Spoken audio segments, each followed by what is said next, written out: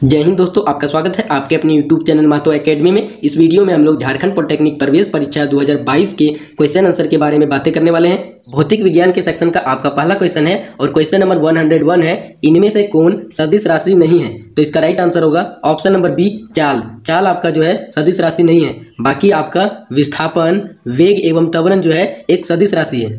Question number 102 है, इनमें से कौन त्वरण का मात्रक नहीं हो सकता? तो इसका राइट आंसर होगा ऑप्शन नंबर सी, किलोमीटर पर सेकंड। किलोमीटर पर सेकंड जो है आपका त्वरण का मात्रक नहीं हो सकता, क्योंकि ये चाल या वेग का मात्रक होता है। और ऑप्शन नंबर ए, किलोमीटर पर सेकंड स्क्वायर, सेंटीमीटर पर सेकंड स्क्वायर और मीटर पर सेकंड स्क्वायर, ये तीनों जो है आपके त्वरण के मात्रक हैं। क्वेश्चन नंबर 103 है, एक बस अपने चाल 10 सेकंड में 36 किलोमीटर प्रति घंटे से बढ़ाकर 72 किलोमीटर प्रति घंटा कर लेता है, इसका त्वरण क्या होगा? तो चलिए इसको कैलकुलेट करते हैं। तो त्वरण होता है हमारा वेग में परिवर्तन की दर को त्वरण कहते हैं, इसे ए से डिनोट करते हैं। और ए बराबर हमारा होता है भी माइनस यू बटे में टी। भी हमारा अंतिम वेग है, यू हमारा प्रारंभिक वेग है, टी समय है। समय हमारा 10 सेकंड दिया हुआ है और प्रारंभिक वेग हमारा जो है 36 है और अंतिम वेग हमारा 72 किलोमीटर प्रति घंटा है। अब ये प्रति घंटा दिया है तो हम लोग क्या करेंगे, इसको मीटर पर सेकंड में चेंज करेंगे, किलोमीटर पर आवर को। तो मीटर पर सेकंड में चेंज करेंगे तो ये आपका हो जाएगा 5/18 से इसको गुना करेंगे। तो ये आपका 5/18 से गुना करेंगे तो कितना हो गया, 18 दूनी 36, 5 दूनी 10, ये 10 मीटर पर सेकंड हो गया। ये आपका यू का वैल्यू निकल के आया है, प्रारंभिक वेग। अंतिम वेग निकालते हैं तो भी बराबर होता है अंतिम वेग। अब यहाँ पर देखिए अंतिम वेग किधर गया, 72 किलोमीटर पर आवर है। 5/18 से गुना कर देंगे तो ये 5/18 से गुना किए, 18 चौक 72, 4/4 ठीक है। तो भी बराबर हो गया 20 मीटर पर सेकंड, यू बराबर हो गया 10 मीटर पर सेकंड और टी बराबर तो आपका 10 सेकंड दिया है। चलिए यहाँ पर वैल्यू को पुट करते हैं, ये 20, ये माइनस यू आपका 10 है और समय आपका 10 सेकंड है, इसको घटाएंगे तो 10 और नीचे है 10, 10, 10, 1 यानी 1 मीटर पर सेकंड स्क्वायर। तो इसका राइट आंसर हो जाएगा ऑप्शन नंबर डी, 1 मीटर पर सेकंड स्क्वायर। क्वेश्चन नंबर 104 है, चाल समय ग्राफ का स्लोप देता है, तो इसका राइट आंसर होगा ऑप्शन नंबर सी, चाल समय ग्राफ का स्लोप जो है वो त्वरण को देता है। क्वेश्चन नंबर 105 है, इनमें से कौन सही संबंध है? तो इसका राइट आंसर होगा ऑप्शन नंबर ए, भी बराबर यू प्लस ए टी होता है। इसमें हमारा भी जो है अंतिम वेग है, यू प्रारंभिक वेग है, ए आपका त्वरण है और टी आपका समय है। क्वेश्चन नंबर 106 है, गतिमान वस्तु का जड़त्व निर्भर करता है, तो इसका राइट आंसर होगा ऑप्शन नंबर सी, वस्तु के द्रव्यमान पर जो है गतिमान वस्तु का जड़त्व निर्भर करता है। क्वेश्चन नंबर 107 है, जब टूथपेस्ट को दबाया जाता है तो उसका आकार परिवर्तित हो जाता है, इसके लिए कौन सा बल उत्तरदायी है? तो इसका राइट आंसर होगा ऑप्शन नंबर ए, संतुलित बल। अगला क्वेश्चन है, क्वेश्चन नंबर 108 है, रॉकेट किस संरक्षण के सिद्धांत पर कार्य करता है? तो इसका राइट आंसर होगा ऑप्शन नंबर सी, रॉकेट जो है संवेग संरक्षण के सिद्धांत पर कार्य करता है। क्वेश्चन नंबर 109 है, 1 न्यूटन बराबर होता है, तो इसका राइट आंसर होगा ऑप्शन नंबर ए, 10 के पावर 5 डाइन के बराबर होता है 1 न्यूटन। क्वेश्चन नंबर 110 है, संवेग का मात्रक है, तो संवेग आपका जो है द्रव्यमान एवं वेग का गुणनफल होता है, तो इसका मात्रक हो जाएगा केजी मीटर पर सेकेंड। तो इसका राइट आंसर हो जाएगा आपका जो है option number B, kilogram metre per second. Question number 111 है, संवेग में परिवर्तन की दर बराबर होती है, तो इसका राइट आंसर होगा ऑप्शन नंबर ए, बल के बराबर होती है। अब ये कैसे होता है, तो संवेग में परिवर्तन की दर यानी कि एम भी माइनस एम यू बट्टे में टी, ये आपका अंतिम संवेग है, ये आपका प्रारंभिक संवेग है और ये आपका समय यानी कि दर निकाल रहे हैं, ठीक है। तो एम भी माइनस एम यू बटे में टी, ये आपका संवेग में परिवर्तन की दर है। इससे अगर हम लोग एम को कॉमन ले ले तो ये हो जाएगा, एम बाहर निकाल देते हैं, भी माइनस यू बटे में टी। अब एम तो यहाँ पर एम हो गया, भी माइनस यू बटे में टी, ये आपका जो है त्वरण होता है, तो एम ए हो गया। अब एफ बराबर एम ए होता है, यानी कि जो है आपका एफ यानी क्या होता है, बल। तो बल बराबर आपका जो है संवेग में परिवर्तन की दर होता है। क्वेश्चन नंबर 112 है, 50 किलोग्राम द्रव्यमान का लड़का मैदान में खड़ा है और उस पर 500 न्यूटन का बल लगता है, मैदान द्वारा लड़का पर लगाया गया बल क्या होगा? तो इसका राइट आंसर होगा ऑप्शन नंबर डी, 500 न्यूटन, क्योंकि जो है न्यूटन के तृतीय नियम के अनुसार प्रत्येक क्रिया के बराबर तथा विपरीत दिशा में प्रतिक्रिया होती है। तो लड़का 500 न्यूटन का बल लगाएगा मैदान में, तो मैदान भी लड़के पर 500 न्यूटन का बल लगाएगा।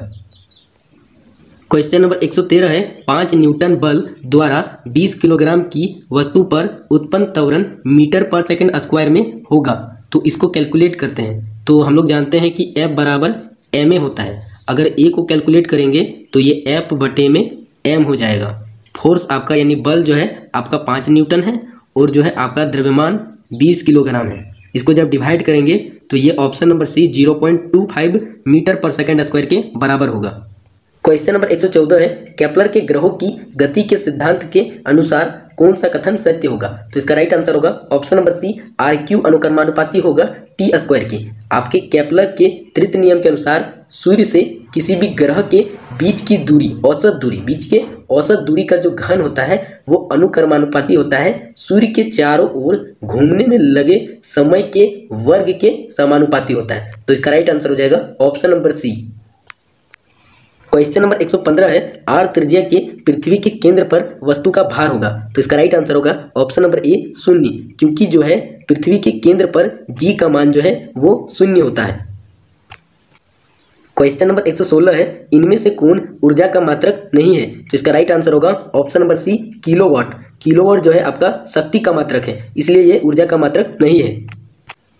क्वेश्चन नंबर 117 है, 100 वाट का विद्युत बल्ब 1 मिनट में कितनी ऊर्जा परिवर्तित करता है? तो इसका राइट आंसर हो जाएगा ऑप्शन नंबर डी। चलिए इसको कैलकुलेट करते हैं। तो ये 100 वाट का विद्युत बल्ब है, तो इसका शक्ति कितना हो जाएगा? P बराबर हो जाएगा 100 वाट, और आपका जो समय 1 मिनट दिया है इसको सेकंड में चेंज करेंगे तो ये 60 सेकंड हो जाएगा। आपका जो है ऊर्जा बराबर होता है P इंटू टी, आपका एनर्जी बराबर होता है P इंटू टी। शक्ति और समय के गुणनफल से हम लोग एनर्जी को कैलकुलेट करते हैं, तो ये है 100 और गुने में 60, तो ये हो जाएगा आपका 6000 जूल। राइट आंसर हो जाएगा option number D. Question number 118 है, जब कोई वस्तु स्वतंत्र रूप से धरती पर गिरती है तो इसकी कुल ऊर्जा, तो इसका राइट आंसर होगा ऑप्शन नंबर सी स्थिर रहती है। क्वेश्चन नंबर 119 है, सोनार में हम लोग उपयोग करते हैं, तो सोनार में हम लोग किस प्रकार के तरंग का उपयोग करते हैं? तो इसका राइट आंसर होगा ऑप्शन नंबर ए अल्ट्रासोनिक वेव्स, यानी कि पराश्रव्य ध्वनि, और इसका वैल्यू जो है 20 किलो हर्ट्ज से ज़्यादा होता है।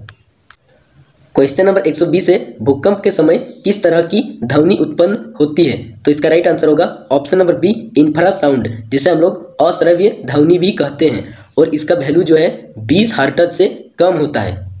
क्वेश्चन नंबर 121 है, इनमें से एक इंफ्रासाउंड को सुन सकता है, तो इसका राइट आंसर होगा ऑप्शन नंबर डी इनमें से कोई नहीं। इनमें से कोई नहीं जो है इंफ्रासाउंड को सुन सकता है। इंफ्रासाउंड जिसे हम लोग अश्रव्य ध्वनि कहते हैं, इसका जो वैल्यू होता है 20 हर्ट्ज से कम होता है। तो जो है इस ध्वनि को सिर्फ गैंडा, हाथी, दरियाई घोड़ा, कबूतर आदि लोग जो है सुन पाते हैं। क्वेश्चन नंबर 122 है, 20 डिग्री तापमान पर प्रतिध्वनि को सुनने के लिए किसी व्यक्ति की कम से कम दूरी होनी चाहिए, तो इसका राइट आंसर होगा option number B 17.2 metre. Question number 123 है, जब निम्न ध्वनि को उच्च ध्वनि में परिवर्तित करते हैं तो हम लोग बढ़ाते हैं, तो इसका राइट आंसर होगा ऑप्शन नंबर बी, हम लोग इसके आयाम यानी कि एम्पलीट्यूड को बढ़ाते हैं। क्वेश्चन नंबर 124 है, जी का मान चंद्रमा की सतह पर होता है, तो इसका राइट आंसर होगा ऑप्शन नंबर ए पृथ्वी की सतह से कम होता है। जी का मान जो है, जी का मान चंद्रमा पर 1.6 मीटर पर सेकंड स्क्वायर होता है, जबकि ये जो है पृथ्वी पर जी का मान 9.8 मीटर पर सेकंड स्क्वायर होता है। अर्थात जी का मान जो है पृथ्वी पर ज़्यादा होता है, यानी इसका राइट आंसर हो जाएगा ऑप्शन नंबर ए पृथ्वी की सतह से कम होता है जी का मान चंद्रमा की सतह पर। क्वेश्चन नंबर 125 है, इनमें से कौन सा संबंध सही है? तो इसका राइट आंसर होगा ऑप्शन नंबर ए गुरुत्व त्वरण जी बराबर होता है g into M divide by R square. यहाँ पर जो स्मॉल जी है ये गुरुत्व त्वरण है, इसका वैल्यू 9.8 मीटर पर सेकंड स्क्वायर होता है, और जो कैपिटल जी है ये गुरुत्वाकर्षण स्थिरांक है, एक प्रकार का कांस्टेंट होता है, और इसका value 6.67 into 10⁻⁻11 newton metre square per KG square होता है। और जो आपका ये m दिया गया है, ये m जो है पृथ्वी का द्रव्यमान है, जिसका वैल्यू 6 इंटू 10⁻24 केजी होता है, और जो r दिया गया है वो पृथ्वी की त्रिज्या है, और पृथ्वी का त्रिज्या 6.4 इंटू 10⁻6 मीटर होता है। ये आपका r है, त्रिज्या पृथ्वी की। क्वेश्चन नंबर 126 है, जी का मान अधिकतम होता है, तो इसका राइट आंसर होगा ऑप्शन नंबर ए जी का मान जो है ध्रुवों पर अधिकतम होता है। क्वेश्चन नंबर 170 से लेंस बनाने में कौन सा पदार्थ का उपयोग नहीं किया जाता है? तो इसका राइट आंसर होगा option number D, clay. Clay का उपयोग जो है लेंस बनाने में नहीं किया जाता है। बाकी आपके जल, कांच और प्लास्टिक का उपयोग किया जाता है लेंस बनाने में। क्वेश्चन नंबर 128 से डिक्शनरी पढ़ने के लिए आप इनमें से किस लेंस का प्रयोग करेंगे? तो इसका राइट आंसर होगा ऑप्शन नंबर सी, उत्तल लेंस, जिसका फोकस दूरी 5 सेंटीमीटर हो। क्वेश्चन नंबर 129 से लेंस सूत्र होता है, तो इसका राइट आंसर हो जाएगा, पहले हम लोग लेंस के सूत्र को देख लेते हैं। तो ये 1/v माइनस 1/u बराबर 1/f होता है। यहाँ पर जो है ऑप्शन एक, यहाँ पर देखिए, यहाँ पर ऑप्शन नंबर 1 यहाँ पर सही दिया हुआ है। इसमें हिंदी वाले सेक्शन में ये जो गलत प्रकार से दिया हुआ है, ठीक है। तो इसका right answer option number A ही होगा, क्योंकि हम लोग जो है इंग्लिश वाले सेक्शन को सटीक क्वेश्चन मानते हैं। अगर क्वेश्चन में किसी प्रकार की गलती हो तो हम लोग जो है इंग्लिश वाले सेक्शन को सही मान के चलेंगे। क्वेश्चन नंबर 130 है, एक सामान्य व्यक्ति के लिए स्पष्ट दृष्टि की न्यूनतम दूरी होती है। तो इसका राइट आंसर होगा ऑप्शन नंबर सी, 25 सेंटीमीटर होती है न्यूनतम दूरी।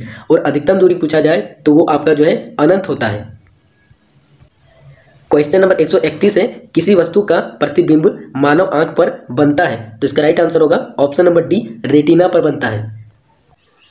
क्वेश्चन नंबर 132 है, गाड़ी में लगा दर्पण आवर्धन उत्पन्न करता है। तो गाड़ी में जो है हम लोग उत्तल दर्पण का उपयोग करते हैं, और उत्तल दर्पण क्या करता है, हमारा जो है आभासी सीधा एवं छोटा प्रतिबिंब बनाता है। तो छोटा प्रतिबिंब बनाएगा तो एच डैश यानी प्रतिबिंब का जो है ऊंचाई जो है बिंब के ऊंचाई से छोटा होगा, यानी कि आवर्धन हमारा होता है, आवर्धन m बराबर होता है एच डैश बटे में h। क्योंकि हमारा प्रतिबिंब की ऊंचाई छोटी है तो इसका वैल्यू 1 से कम आएगा। तो राइट आंसर हो जाएगा ऑप्शन नंबर ए। क्वेश्चन नंबर 133 है, यदि आपका प्रतिबिंब दर्पण से सीधा बनता है तो दर्पण होगा। तो इसका राइट आंसर होगा ऑप्शन नंबर डी, समतल या फिर उत्तल होगा। अवतल दर्पण भी जो है आभासी और सीधा प्रतिबिंब बनाता है, लेकिन वो एक ही कंडीशन में बनाएगा, जब हम लोग बिंब यानी वस्तु को उसके ध्रुव, दर्पण के ध्रुव और फोकस दूरी के बीच में रखेंगे तब ऐसा होगा। लेकिन अगर हम लोग समतल या उत्तल का उपयोग करेंगे तो ये हमेशा क्या करता है कि आभासी सीधा बनाता है, ठीक है, प्रतिबिंब को। क्वेश्चन नंबर 134 है, आंख का कौन सा भाग मृत्यु के बाद दान में दिया जाता है। तो इसका राइट आंसर होगा ऑप्शन नंबर ए, कॉर्निया का जो है दान किया जाता है। क्वेश्चन नंबर 135 है, रेटिना पर बना प्रतिबिंब होता है। तो इसका राइट आंसर होगा ऑप्शन नंबर ए, क्योंकि जो हमारा नेत्र है उसमें उत्तल लेंस होता है, तो वो जो है प्रतिबिंब बनाएगा रेटिना पर, वो आपका वास्तविक और उल्टा होगा। क्वेश्चन नंबर 136 है, इनमें से कौन दर्पण सूत्र है। तो इसका राइट आंसर होगा ऑप्शन नंबर ए, 1/v प्लस 1/u बराबर 1/f। ये आपका जो है दर्पण का सूत्र है। क्वेश्चन नंबर 137 है, किसी लेंस की क्षमता का सूत्र है। तो इसका राइट आंसर होगा ऑप्शन नंबर ए, डायोप्टर। क्वेश्चन नंबर 138 है, स्नेल नियम के अनुसार कौन सा कथन सत्य होगा। तो इसका राइट आंसर होगा ऑप्शन नंबर ए, आपका जो है म्यू बराबर होता है साइन आई बटे में साइन आर। यानी कहने का मतलब जो है आपतन कोण की ज्या और अपवर्तन कोण की ज्या का अनुपात जो है वो स्थिर रहता है स्नेल के नियम के अनुसार। क्वेश्चन नंबर 139 है, किसी दर्पण के मुख्य फोकस और ध्रुव के बीच की दूरी को कहते हैं। तो इसका राइट आंसर होगा ऑप्शन नंबर ए, फोकस अंतर या फिर फोकल लेंस या फिर फोकस दूरी कहा जाता है। क्वेश्चन नंबर 140 है, किसी लेंस की क्षमता होती है। तो इसका राइट आंसर होगा ऑप्शन नंबर ए, पी बराबर, यानी लेंस की क्षमता पी बराबर होती है 1/f यानी 1/फोकस दूरी। क्वेश्चन नंबर 141 है, जब प्रकाश एक माध्यम से दूसरे माध्यम में जाता है तो इसके पथ में परिवर्तन को कहते हैं। तो इसका राइट आंसर होगा ऑप्शन नंबर बी, इसे प्रकाश का अपवर्तन कहा जाता है। क्वेश्चन नंबर 142 है, विद्युत धारा का मात्रक होता है। तो इसका राइट आंसर होगा ऑप्शन नंबर ए, एम्पियर होता है।